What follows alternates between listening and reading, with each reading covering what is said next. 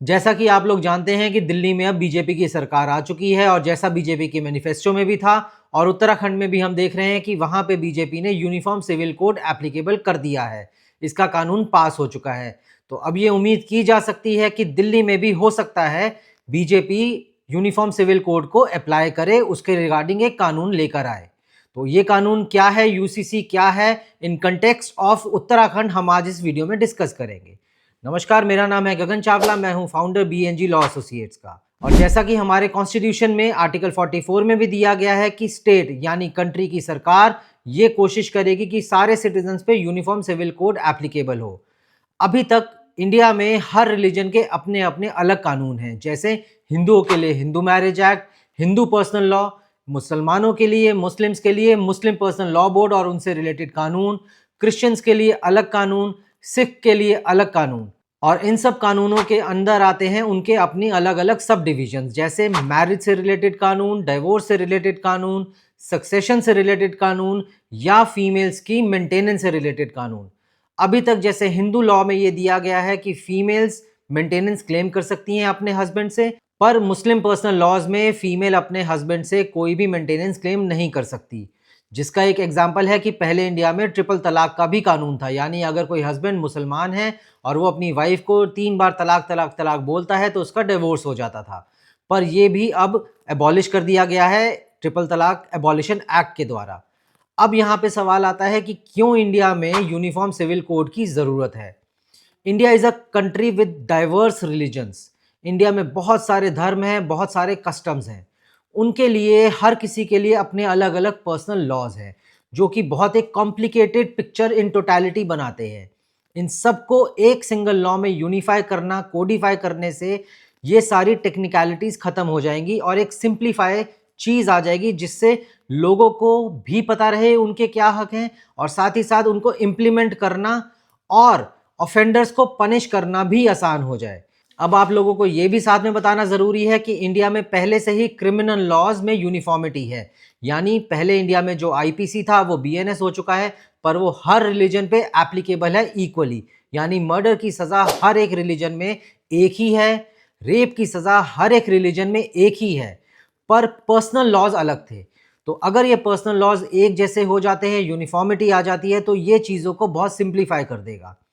अब जैसा हम जानते हैं कि उत्तराखंड में बीजेपी गवर्नमेंट ने यूनिफॉर्म सिविल कोड अप्लाई कर दिया है, तो अगर हम उसको एज एग्जाम्पल लेके चले, शायद ऐसा ही कुछ कानून दिल्ली में भी आए, तो हम देखते हैं कि उसके अंदर कुछ इंपॉर्टेंट पॉइंट्स जो उत्तराखंड में दिए गए हैं वो क्या है। फर्स्ट, मैरिज से रिलेटेड कानून, यानी उत्तराखंड में जो यूसीसी आया है उसमें सारी मैरिजेस को रजिस्टर कराना सब रजिस्ट्रार के आगे कंपलसरी हो गया है। इसका मतलब यह है कि कोई भी शादी अगर होगी, चाहे वो किसी भी रिलीजन का कपल हो, उसको वो शादी रजिस्ट्रार में रजिस्टर करानी ज़रूरी है। इससे फ्रॉड होने कम हो जाएंगे। कई बार ये देखा गया है कि लोग यहाँ पे इंडिया में शादी करके अब्रॉड जाके वहाँ पे दूसरी शादी कर लेते हैं, तो इस रजिस्ट्रेशन से उस चीज़ पे भी रोक लगेगी। दूसरा, तलाक।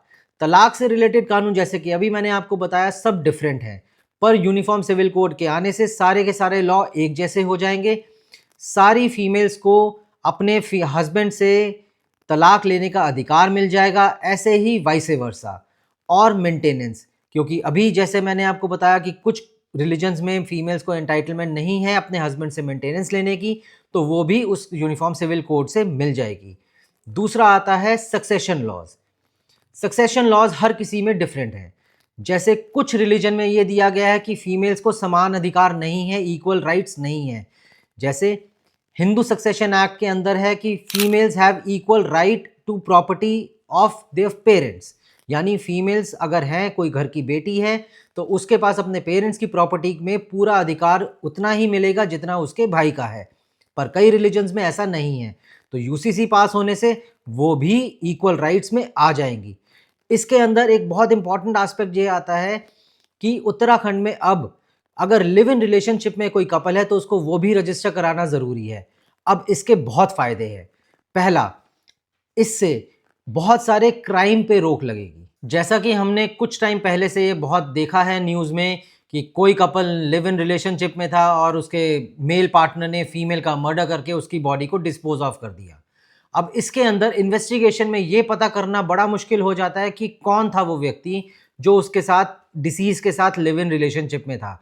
और अगर वो रिलेशनशिप अब रजिस्टर होगा तो रजिस्टर के वक्त उसके सारे डॉक्यूमेंट्स, उनका आधार, उनके रेजिडेंशियल प्रूफ, साथ ही साथ विटनेसेस के भी नाम, पते, एड्रेस आएंगे।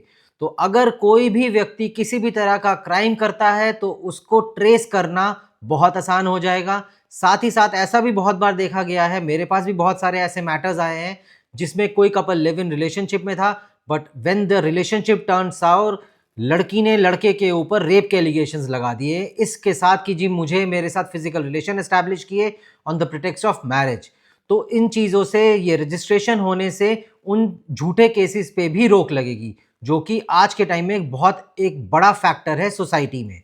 साथ में एक और पॉइंट है जो डिस्कस करना यहाँ ज़रूरी है, जैसे कस्टडी। जब भी किसी कपल का कोई बच्चा होता है और उनके रिलेशनशिप आपस में ख़राब होते हैं तो एक इशू आता है बच्चे की कस्टडी को लेके। उत्तराखंड के यूसीसी में ये कहा गया है कि अगर बच्चा 5 साल से नीचे है तो ऑर्डिनरली उसकी कस्टडी मदर के पास ही रहेगी। तो ये बहुत सारे डिस्प्यूट्स को सेटल कर देगा अगर ये कस्टडी का एस्पेक्ट भी डिसाइड होगा, क्योंकि हर पर्सनल लॉ में बच्चे की कस्टडी के अलग अलग प्रोविजंस हैं। और साथ ही साथ इसमें एक बहुत इंपॉर्टेंट एस्पेक्ट को भी इंक्लूड किया जा सकता है, जो कि है अडॉप्शन, क्योंकि कई पर्सनल लॉज अडॉप्शन को रिकग्नाइज नहीं करते। यानी आप उसमें बच्चे को अडॉप्ट तो कर सकते हैं बट सिर्फ उसकी अपब्रिंगिंग के लिए, उस बच्चे का आपकी प्रॉपर्टी में कोई हक नहीं होगा। तो जो बच्चा ऐसा है उसके राइट्स को भी सिक्योर किया जा सकता है। तो ये सारे एस्पेक्ट्स हैं जो इस यूनिफॉर्म सिविल कोड में आ सकते हैं और लोगों के लिए हेल्पफुल हो सकते हैं। ऐसे ही और जानकारी वाले वीडियोस के लिए हमारे साथ जुड़े रहें। नमस्कार।